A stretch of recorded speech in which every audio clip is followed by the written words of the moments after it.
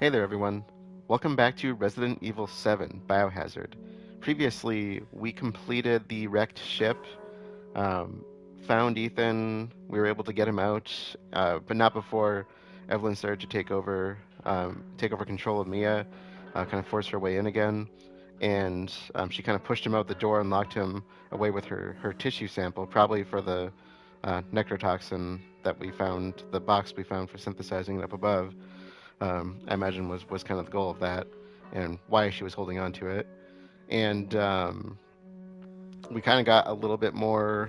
We got to see that Ethan, in his kind of cocooned, infected state, is a bit connected right now to the other people under Evelyn's control, which at this point was mostly just Jack and Zoe. So that was kind of interesting.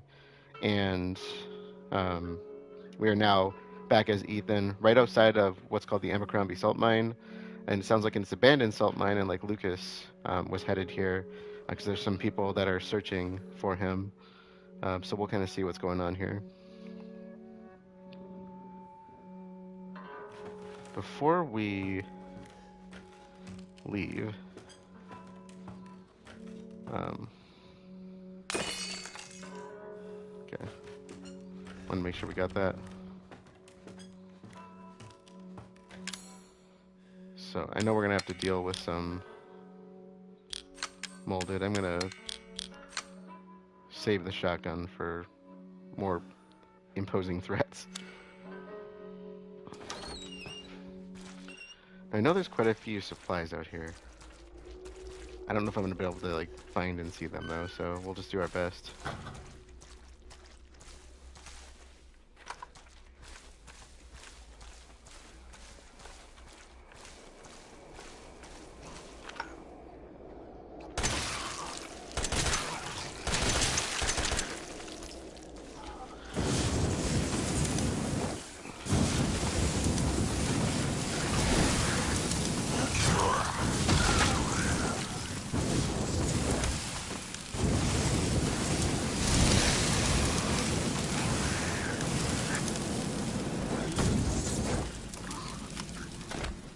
Okay, I cannot see where I am.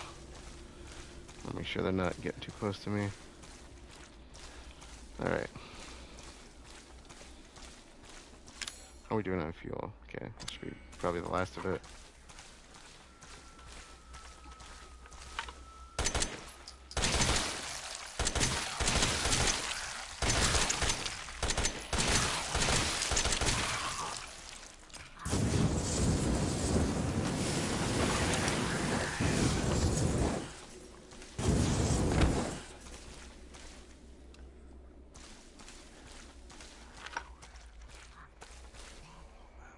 I hear you.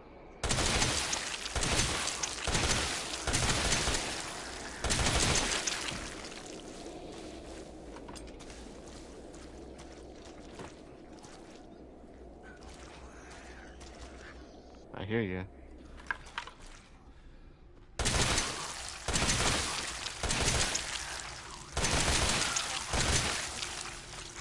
Oh, there's a couple of you.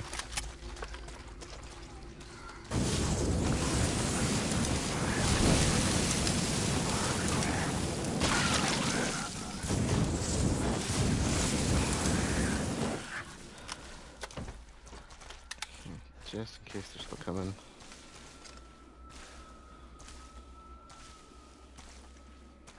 OP burner, man, I tell you.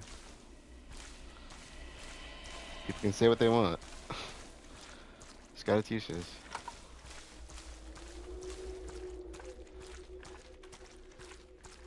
I do believe there are quite a few items around here, though, as I was saying. I just don't really know that I'm going to be able to find them, nor do I know that I really want to waste my time on it. So I'll kind of look for the obvious. You know, we should not assume that these are safe, since Lucas's name has come up.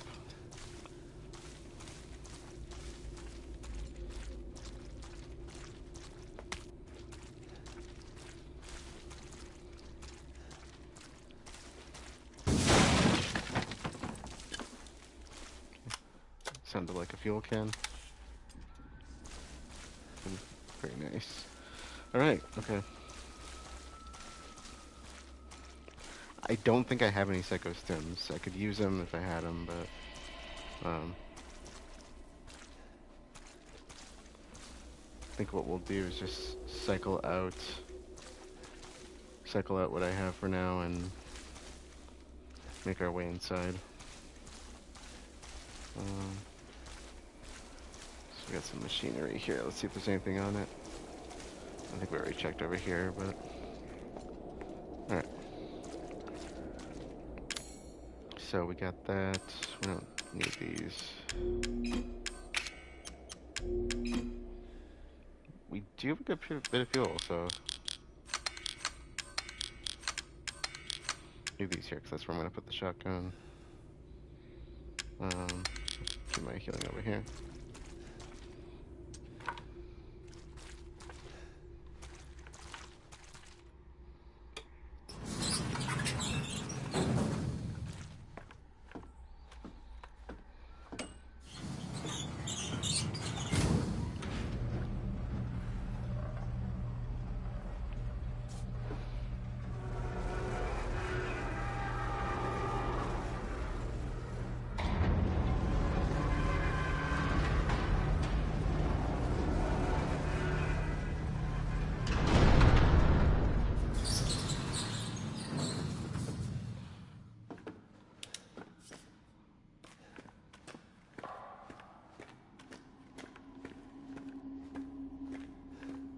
Okay, Lucas is...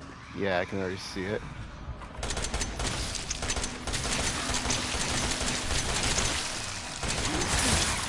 Crap.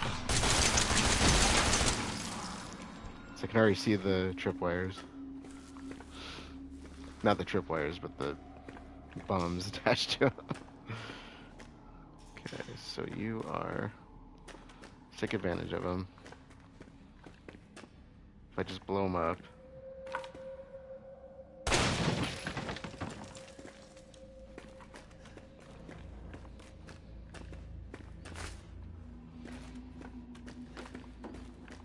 looks like you're all pretty much just almost straight across, but just enough of in a bad position that you could cause me some issues.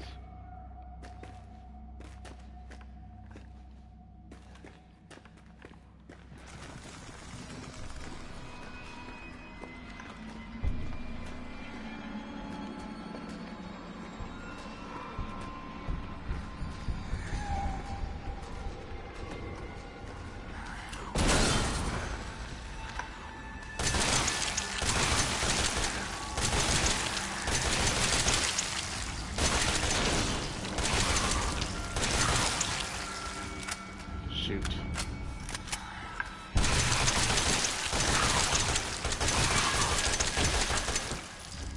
Gotcha. Yeah, we're good. We are good. I probably should have ran them around the room. That probably would have been the way to go. But just make sure I get rid of the ones that are left.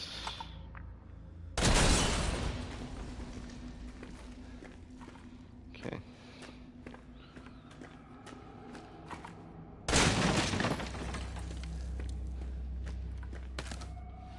Nice.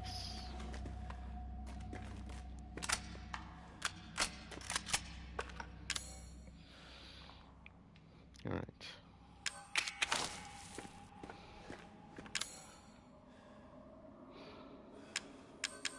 I might actually take this out just for insurance.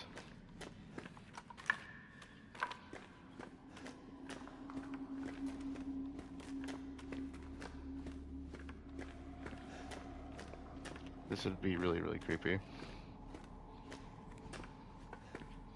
I don't mind being in mines. I've been in plenty of mine shafts, but it is a different world.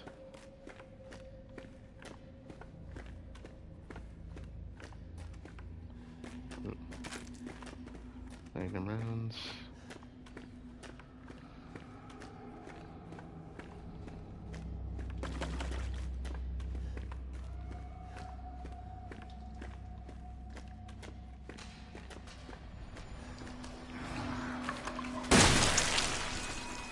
I heard you. Heard you.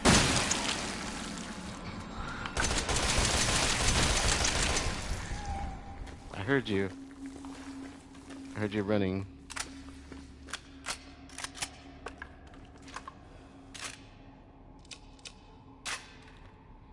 That's why I pulled that out.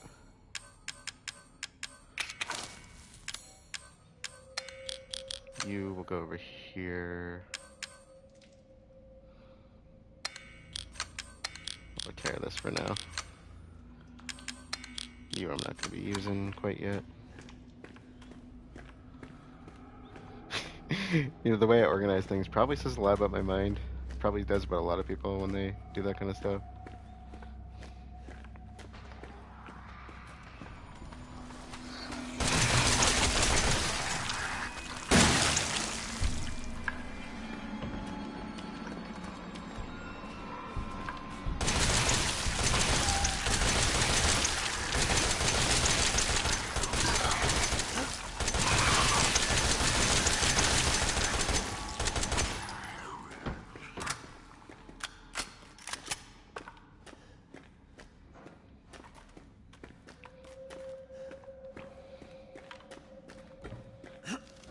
Yeah, not happening.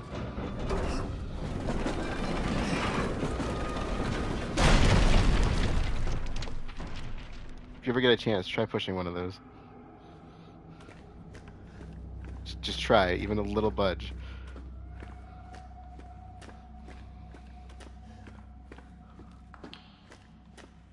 Like, that one was full up, too. Like, you ever try pushing him empty alone.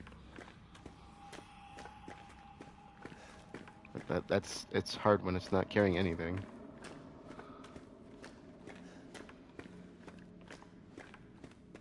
I see you. Oh yeah, see, he's been here.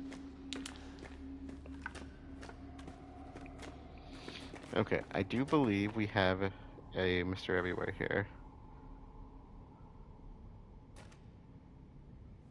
I think it's over here.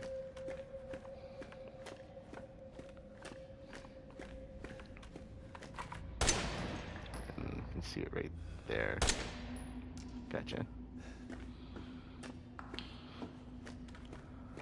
Yep. So we will get up to that point up there, but you can't actually see it when you're that close to it.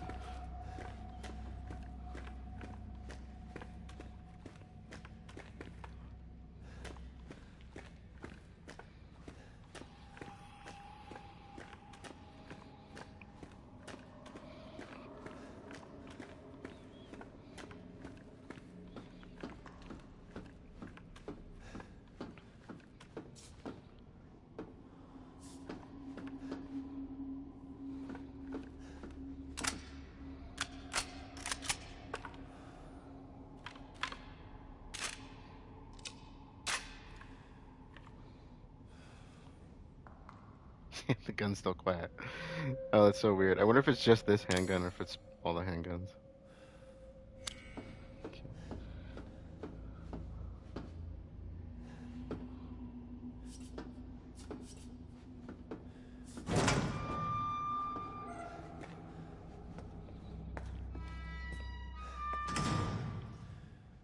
you can see the bathtubs.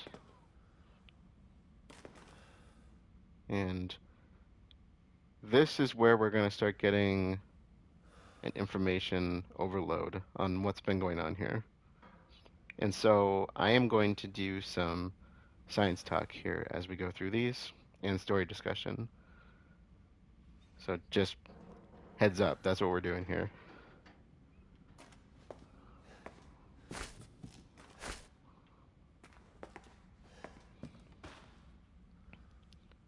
Oh wait, what is that in the back? Oh, that's just a blender, I bet. All right, sent Friday, January 16th, 2015. So this is going back a ways. 12:42 a.m., so pretty early. Or late, depending on how we're looking at this. Thanks to you guys, it's been about a week since my head's been clear and back to normal. And she still thinks she's got me. You guys really need to work on fixing that.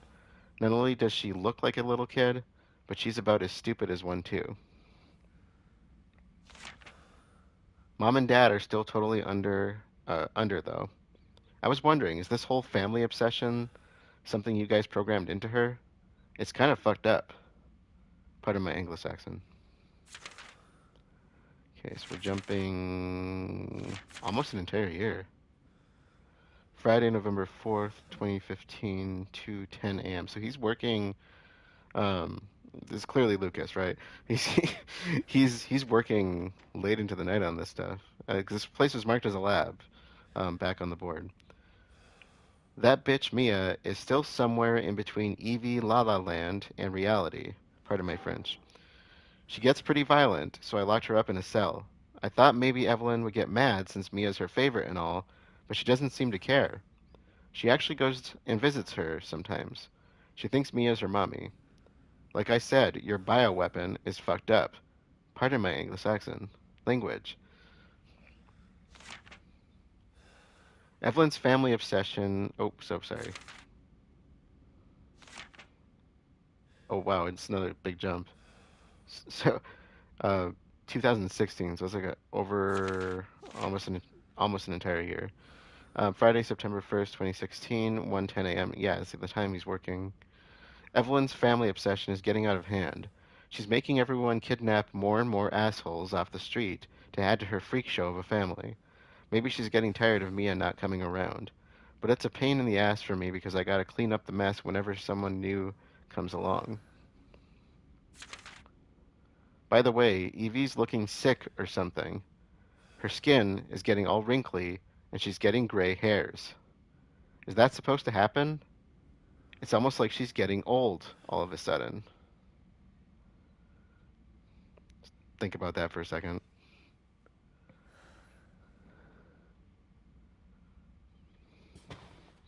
Okay, so we got a little bit of story out of that. Um, so I actually never figured this out from this game. But if you recall, the bathtub in the house, in the main upper area, was full of the mold, right? And look at these ones too, same thing. And if you recall, when we were in the basement of the house, the processing area, there was a room that was just covered in mold, and I do believe there were a bunch of bathtubs in there. I never put two and two together on that. This is where they're turning the bodies. The bathtubs are how they turn them.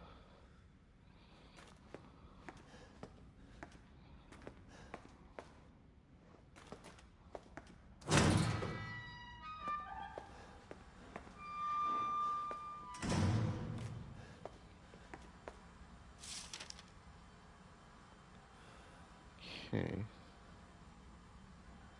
This report details the symptoms that appear when the bacteria, don't use that word, that grows inside of the E series infects a human. Be sure to read this document thoroughly before dealing with E series weaponized assets, hereafter referred to as mold. I got to comment on that a little bit. I was wondering the first time if I read this that they actually made that big of a mistake, and I'm having some second thoughts on it, but I still like to go on the idea that they made a mistake there. Initial infection. The mold ingests nutrients from the subject's body to propagate itself and slowly take over cells within the body. As a side effect of this, the infected subject gains remarkable regenerative abilities. Like somebody we know. I'm not referring to Jack. I'm not referring to Lucas. As a side effect of this, the infected, yeah, okay. During experiments, we removed arms and legs from test subjects and found that they were able to coapt the amputated limbs in a matter of minutes. Mid-stage infection. Once the mold reaches the brain, the subject's thoughts become in tune with those of the E-series asset. The subject starts to hear things and experience hallucinations. As soon as, as soon comes under and soon comes under complete control of the E-series asset. If this state continues, the host will lose all sense of ego. Complete infection. After every cell in the body has been taken over by the mold, the subject begins to lose their human form. Physical mutations differ from case to case, but all result in him or her acquiring incredible physical strength. Containing a subject at this stage would be extremely difficult. Okay. All right. First off, I want to look at this a little bit more closely. They're using the word bacterium and then they use the refer mold. Those are two completely different types of organisms. Two completely different types of organisms.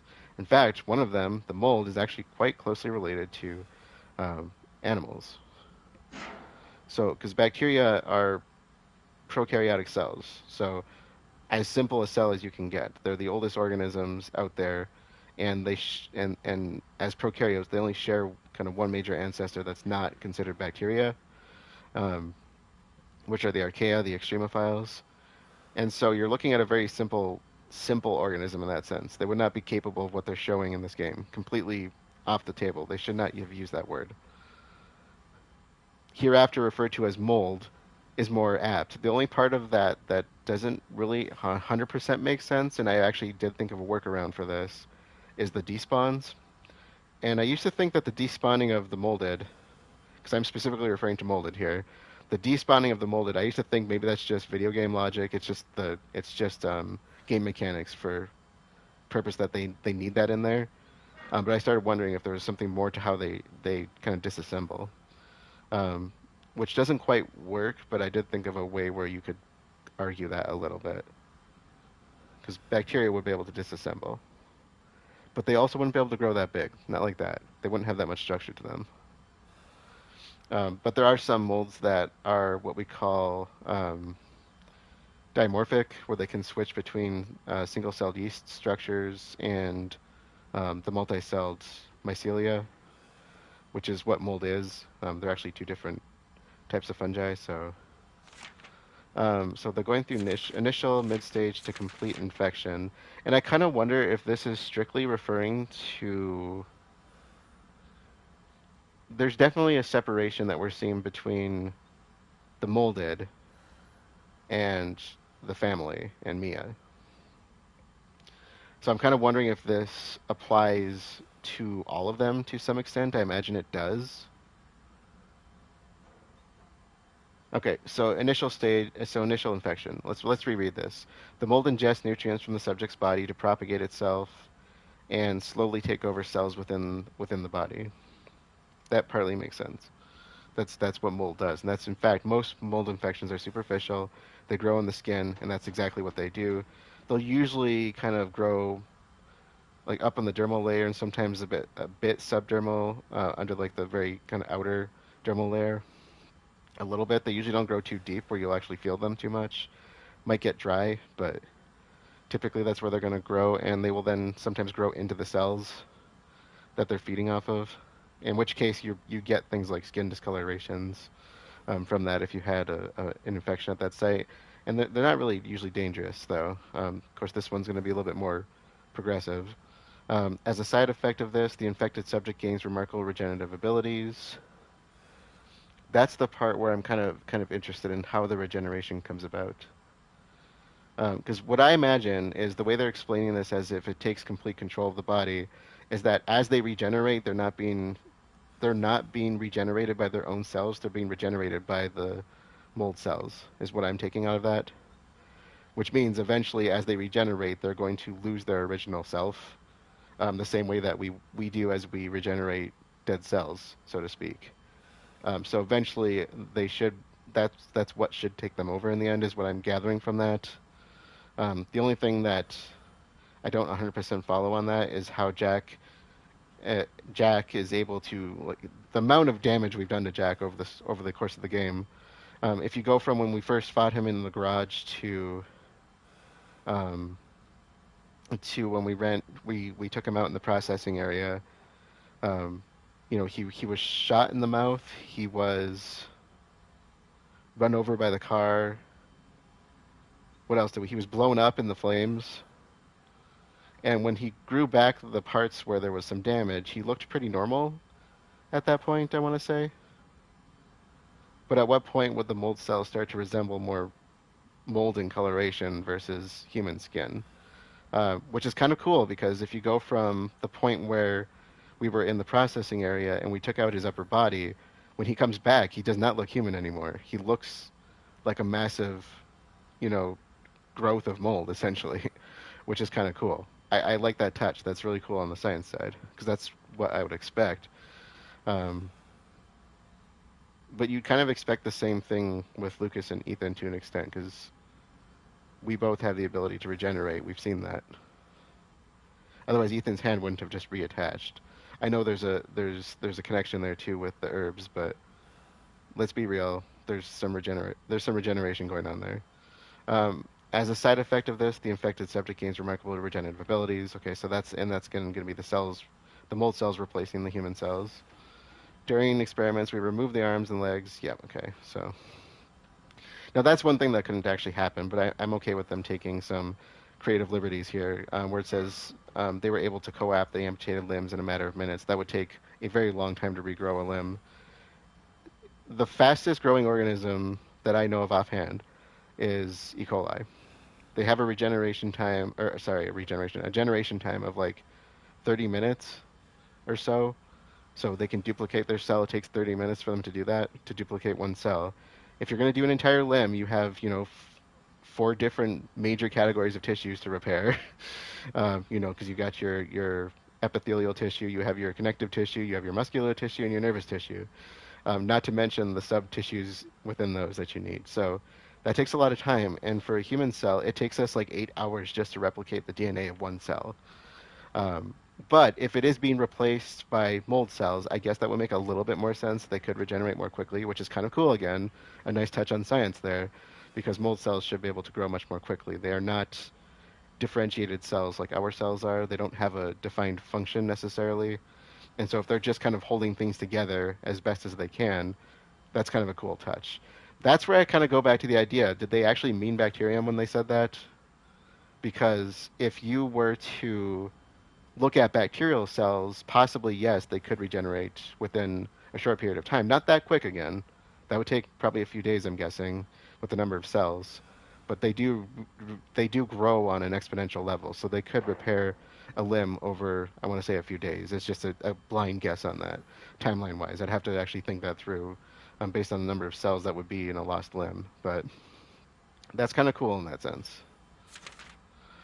Okay, so we're going from initial infection, like I said, and if this is what we're seeing with Jack, Marguerite, and us at this point, and Mia, it kind of makes me wonder, does the infection kind of slow if Evelyn wants them to be that way? Is she controlling it so it's not just taking them over?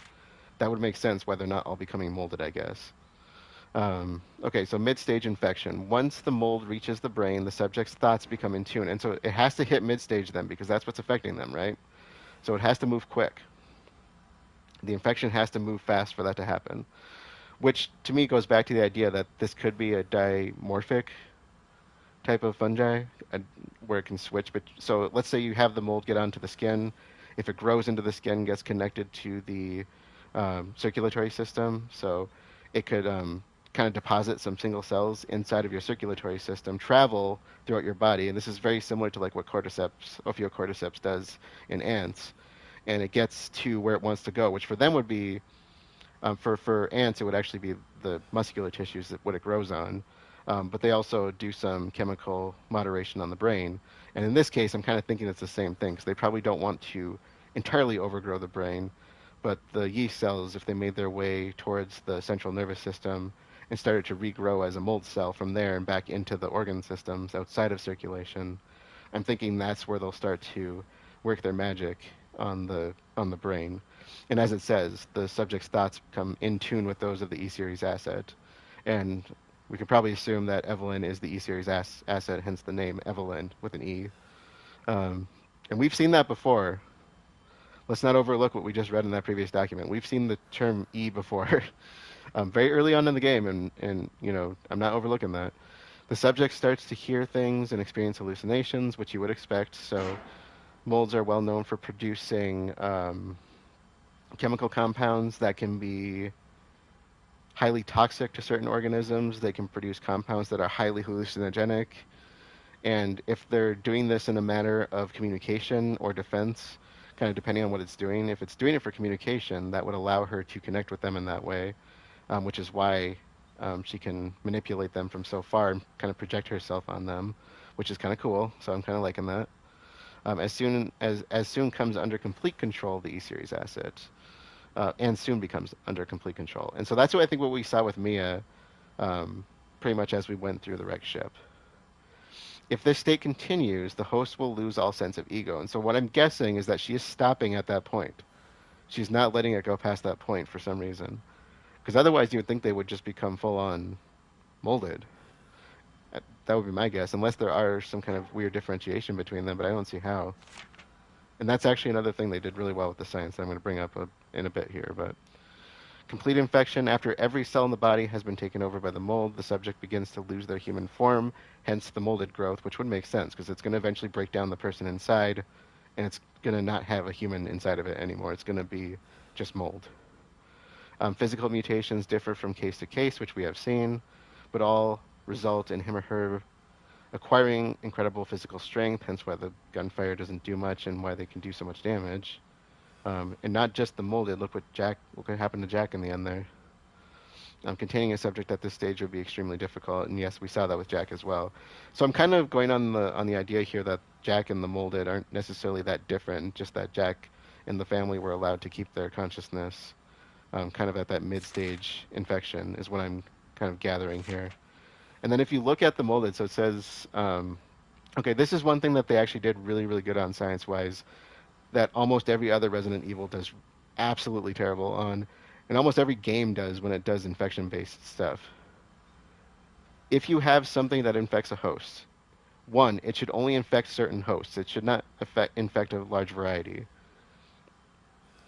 I could possibly get behind it infecting like mammals, variety of mammals, mammals and birds even, but you're not going to see something that infects things like animals and plants. That's not going to happen. It just doesn't happen. Our physiologies are too different. The more you vary, the less that's going to work. Um, all we have seen here is human infections. That's all we have seen. That is really good science there. Secondarily, physical mutations differ from case to case. That's possible. That's a kind of a foundation of life is evolutionary change, and you're going to expect that as the generations continue. So because there's going to be small, mutations that build up, and especially if the cells are growing that fast, it's going to happen more quickly. That's why viruses have the quickest turnover time for mutations because, they're not cells. They're just almost like just little infectious membranes essentially, and why bacteria have really quick turnover rates because they're single-celled. They're very simple. Their DNA and their genome size is very, very tiny. I mean, and if one has a mutation that's detrimental to it, it's not like us where you end up with diseases. Like they just die and the population goes on as if nothing ever happened. So evolution for them happens rather quickly in that sense. So if we're looking at this, physical mutations differ from case to case. We've seen two varieties of the base molded. There's the regular ones, and then there's the ones with the kind of like the armored plating. And you would expect the armored plating to show up if they were being damaged by somebody, which of course, if it's combating against people, which I suspect they have been, they're not just sitting around not doing anything. Then you would expect that kind of stuff to pick up over time. And if they've been doing this for like 3 years, as it sounds, you would kind of expect those changes to occur, especially if something like this is undergoing rapid mutation over generations. You'll expect those changes to pop up. And so that's one thing that was kind of cool. Now the four-legged molded is kind of getting a bit more iffy on me, but it is kind of a cool design, so I'll let that fly. To me, they move a little bit too fast to be consistent with mold. The fact that they can move to begin with isn't really consistent with mold, so I'll give them some liberties here on that one. But the changes between like the regular molded and the four-legged molded and the fat molded aren't that extreme. They all still look like molded. You can very much tell they look like molded, and that's one thing they have done really well with the science. They all look very consistent. Infections should be consistent in that sense. If you see infected individuals of a species, there should be consistency. Minor differences, yes. Consistency, though, is really common. And so I like that bit of the science. If you look at games, other Resident Evil games, they've started to do that a little bit better with the remakes of 2 and 3 by having a little bit less variety in terms of enemies. making the insect type enemies smaller because they can't get that big in reality, and they start doing better about making sure there's a little bit more consistency in there.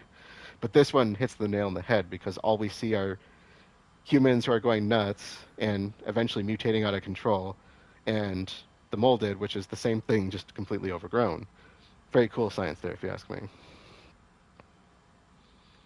So we can get, yeah. All right, that's one. I don't remember how many documents there are here, so bear with me as I figure these out. Yeah, the vomiting is kind of interesting. I think the vomiting is meant to be like its mode of transmission, yeah, mode of transmission.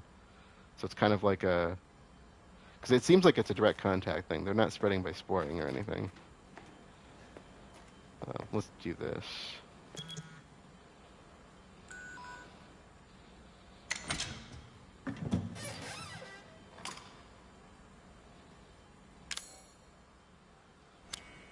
Let's read this first. Okay, so this is the case that was on the ship that we couldn't quite fully read.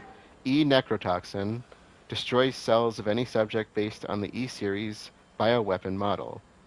Used only for disposal of E-Series assets. The toxin must first be stimulated before use. Do this by placing a sample of the E-Series cells into the necrotoxin container. So, which I'd be really curious to see if they have any science behind how this works. But if we look at this, if it's, so this is kind of interesting because we've used something like this, right? The serum, if you recall. When we used the serum, we were using it to get the infection out of Zoe and Mia, not overlooking the fact that they never brought us up in that. Because we clearly have a connection with Evelyn at this point. Cannot hide that. I'll talk about that more eventually. When we used the one, she said use it on Jack, and he's like, you want me to cure him? That's not what he was doing at that point. He's too overgrown at that stage. That's why he was this giant mass of mycelia essentially, and so he it would just outright destroy his cells because he was completely overgrown.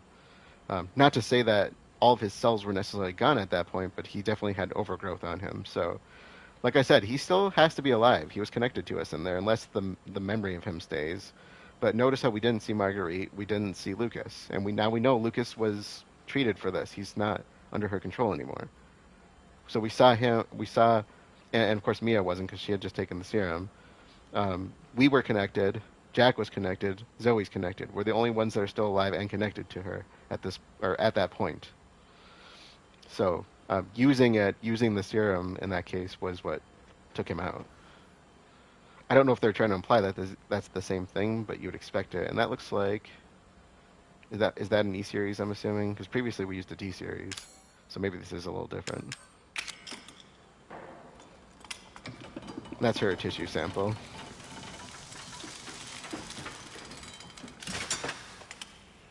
So we're kind of priming it, I guess.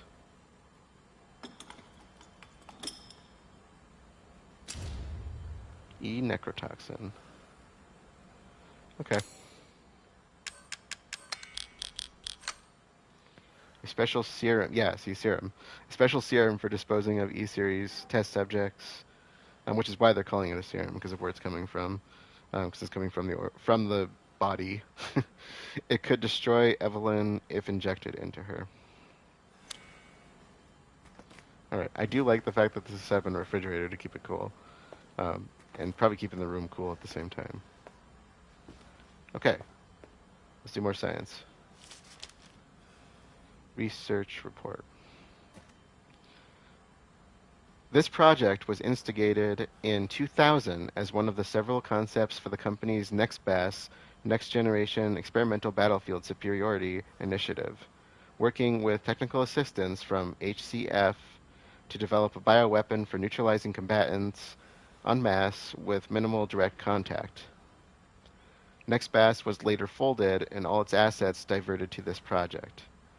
What makes this project markedly different from conventional weapons is its ability to turn enemy combatants into allies, converting hostile elements into willing servants.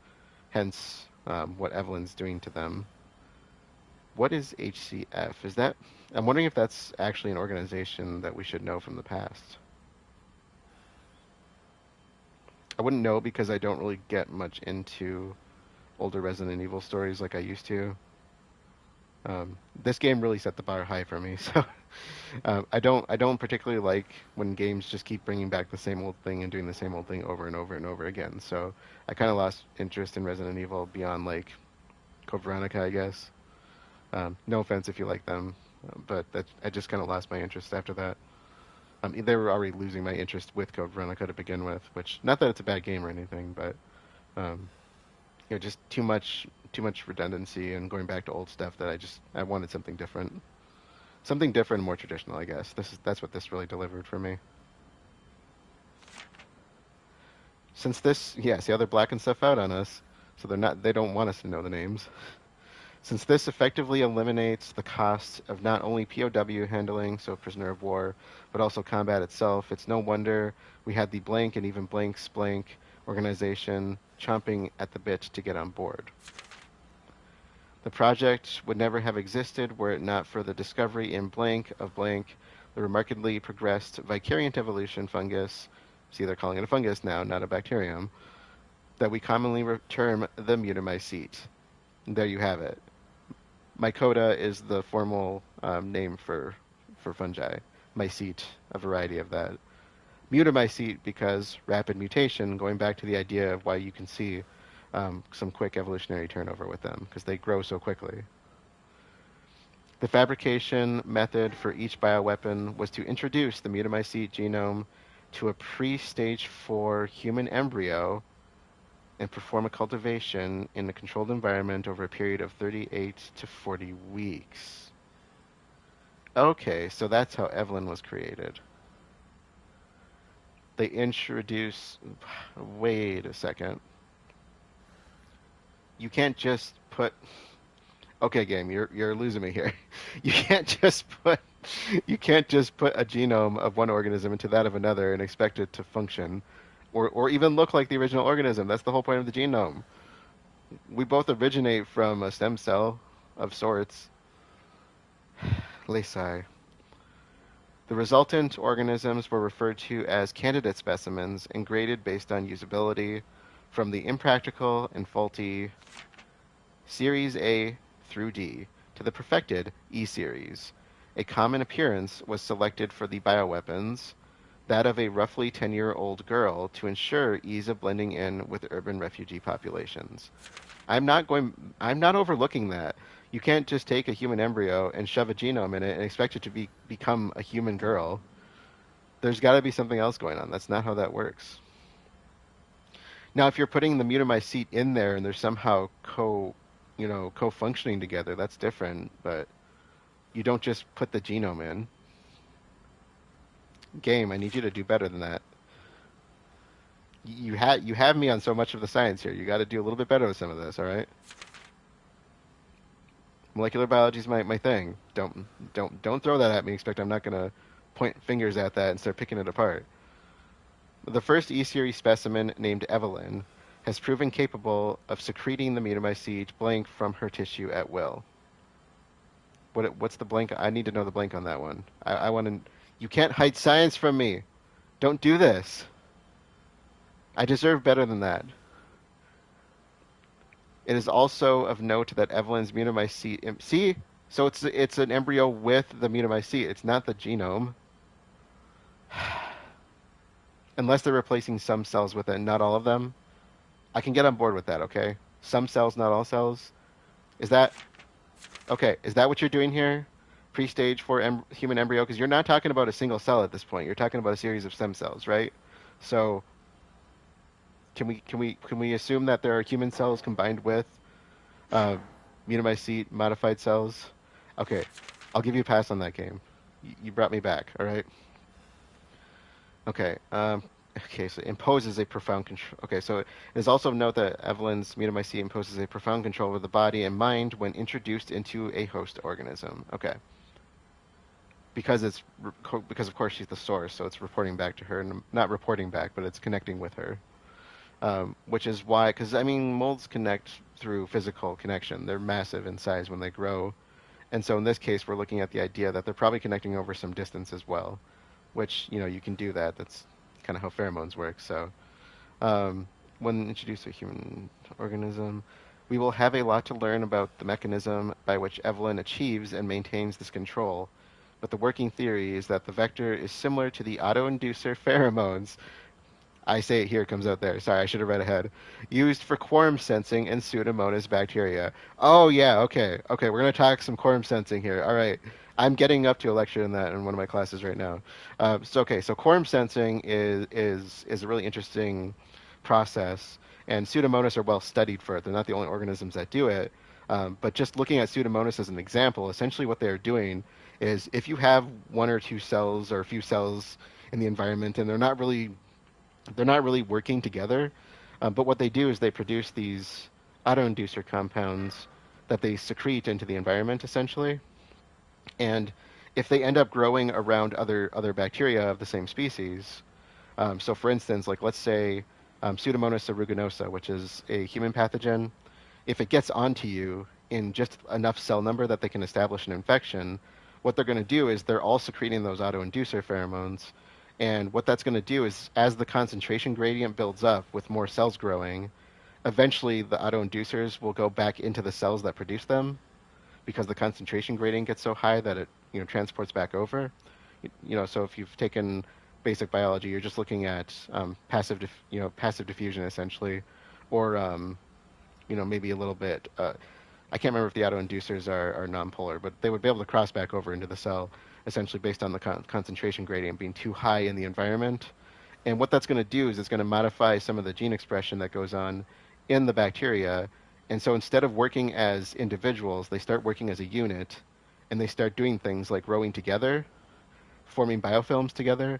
So if you ever get infections, you might notice that you'll get a little bit of like kind of mucusy buildup where the bacteria is, and that's because they're growing as en masse together.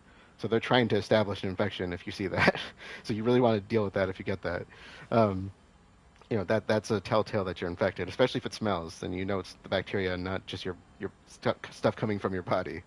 But essentially, they end up modifying their gene expression, so the proteins they produce are meant for them to work as a unit rather than individually, and allows them to better establish infection on you and work against you in a way that benefits them.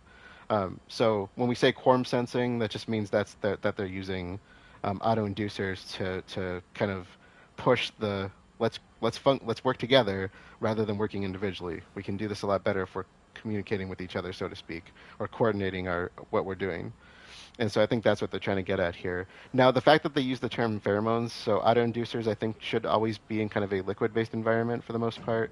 I don't know if they do a lot of air travel with autoinducers. I'm not as familiar with that aspect of it, but it could be that they're doing this somewhat through some air transport, but I feel like that wouldn't work so well. I think it has to be in a fluid-based environment, so probably in the host's, in fluids of the host or something like that. So let's look. So now that I've kind of explained that, hopefully I explained that well. I'm sorry if I didn't. We still have a lot to learn about the mechanism by which Evelyn achieves and maintains this control, but the working theory is that the vector is similar to the autoinducer pheromones used for quorum sensing in Pseudomonas bacteria, and so that's how she's communicating essentially. Okay, I got it. And they're using the term, so they're probably using the term pheromones for distance communication then. So maybe that is what they're doing. They're producing aerosolized autoinducers, maybe. That's really cool. I like that they bring that kind of stuff in. I also want to point out that the P in Pseudomonas should be capitalized, and that whole word should be italicized. That's a genus name. You italicize the genus, and you capitalize the first letter. Evelyn's control is exerted in a series of discrete stages, the first of which is hallucination. So she makes people see things, essentially. That's how she's able to communicate with them more directly. Almost immediately after infection, the subject begins to see images of Evelyn, hence what I just said, though she is not in fact there. And if you notice, that's why she disappears on us all the time, why she appears and dissipates, essentially. And even hear her voice, which is inaudible to anyone else. And if you think back to it, I don't think Ethan experienced anything with Evelyn until we hit the upstairs of the old house. I don't think we had any indication of her other than watching Mia's videotape. Auditions with infected subjects throughout the stages of infection reveal that at first, the Phantom Evelyn appears to be a normal young girl, sometimes desiring companionship or assistance. I like it that they refer to her as a phantom. As time progresses, she begins making more and more extreme demands, including self-mutilation and attacks on other people, which is why everybody is a little bit on edge when they're communicating with each other. Why Marguerite was flipping out that we weren't eating, and why Jack cut Lucas's arm off for no reason and then started shoving a knife in our mouth. So acting a little bit erratic, and you saw that a little bit with their behavior if you attack them as well. The psychological shock this induces helps to break down the mind's natural barriers to Evelyn's brainwashing effect. And by the time mental control is achieved, the immunomycete infection has progressed throughout the body's cells, so the body blank. I don't know what they're trying to get at with that. Probably it's just it gets taken over and replaced. Okay, I'm liking that. There's some cool science there. Bringing in some good stuff. And I think that relates well back to what I was looking at previously.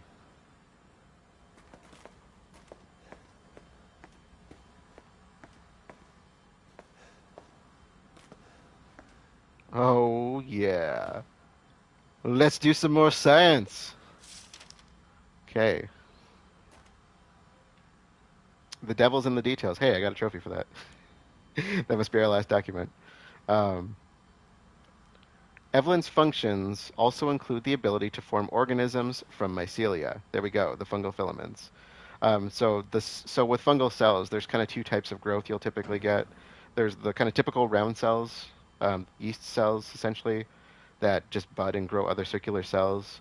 But when you get a mold growth, the spore is circular like a yeast cell, but it grows hyphae, which are just elongated kind of rectangular cells. And those grow up into larger masses, filaments, and that's what's forming the mycelia. And so you should see mycelia, like it's large. Once the hyphae grow that large, once the hyphae grow enough that you'll start to see. That's what you see as like fuzzy stuff on your food. If you have bad food in your refrigerator, if it's slimy, it's bacteria. If it's fuzzy, it's mold. Well, if it's slimy, it could also be yeast, but it's probably bacteria. The term organism is used loosely here. Strictly speaking, they are superorganisms formed of countless mycelia. What's important, though, is that they exhibit a strong survival instinct and will defend themselves ferociously with the slightest provocation. Their fungal toughness and remarkable strength give them the significant battlefield potential. The researchers have been calling these superorganisms the molded, made of mold and also molded as in shaped. The name has a certain elegance to it. And like I said, I think that first document is looking at a. I think it's meant to focus a little bit more on the people we've been encountering, on the bakers, Mia, ourselves in this mess. But I think that also applies to the molded because they do turn the people. That's the whole point of this. And my thought on this is that Evelyn is just withholding the complete control thing on the ones that she likes, and she's trying to turn the rest. That's my thought. I don't know if they're supposed to somehow be different entities, but that wouldn't really make sense scientifically, so I like my idea better. For the treatment of accidental infections, performing blank on samples of Evelyn's body tissue produces a unique fungicidal serum, probably from like an immune response, maybe. Administering the serum to an infected subject, to an infected subject, sorry, will cause the mycelia to calcify, which is what we saw with Marguerite and Jack in the end. But if the subject's cells are already largely invaded, the serum will be fatal. Wait. Did you just say what I think you said? It'll cause the mycelia to calcify, but if the subject's cells are already largely invaded, the serum will be fatal.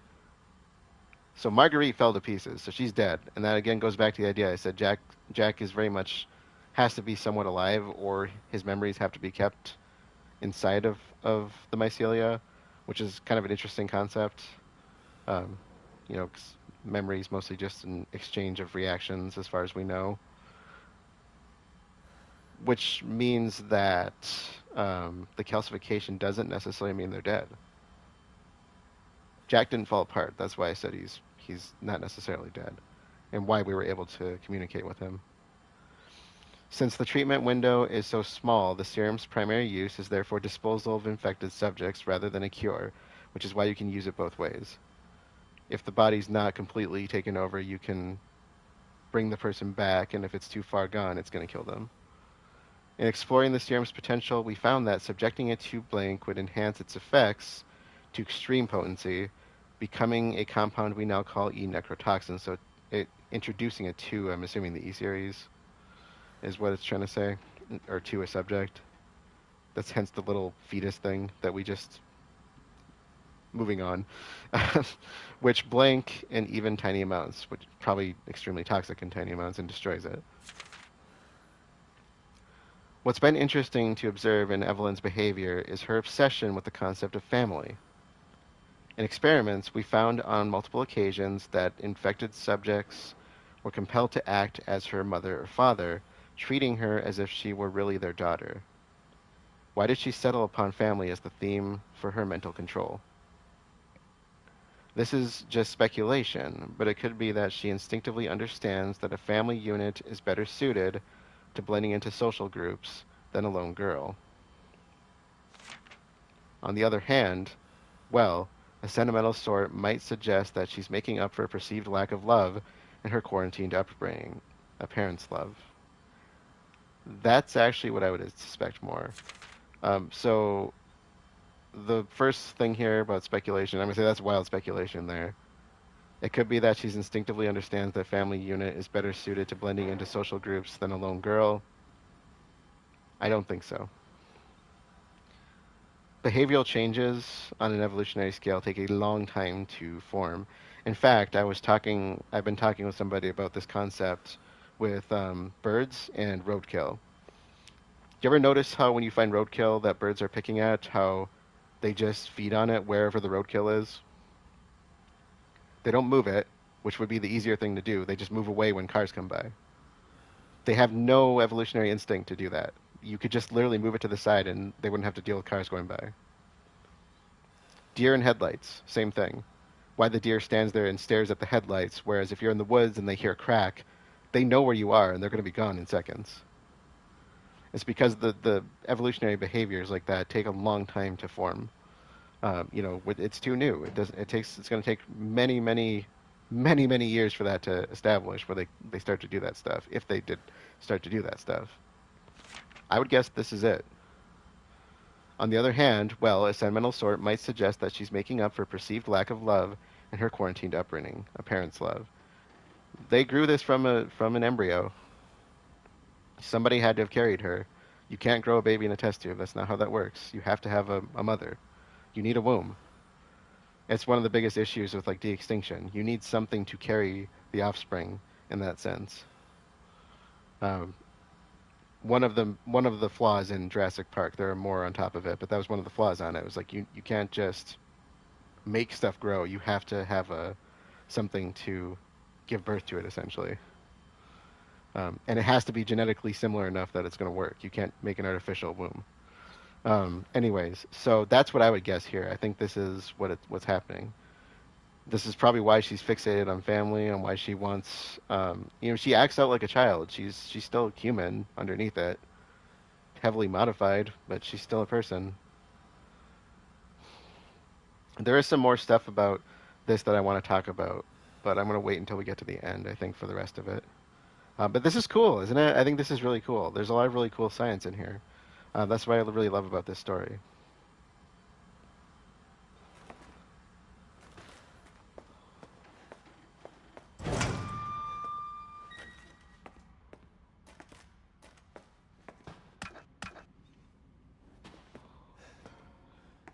Okay. No, here. Nothing I can do with you, right? Okay, we'll probably be fiddling around with a lot of this stuff next time.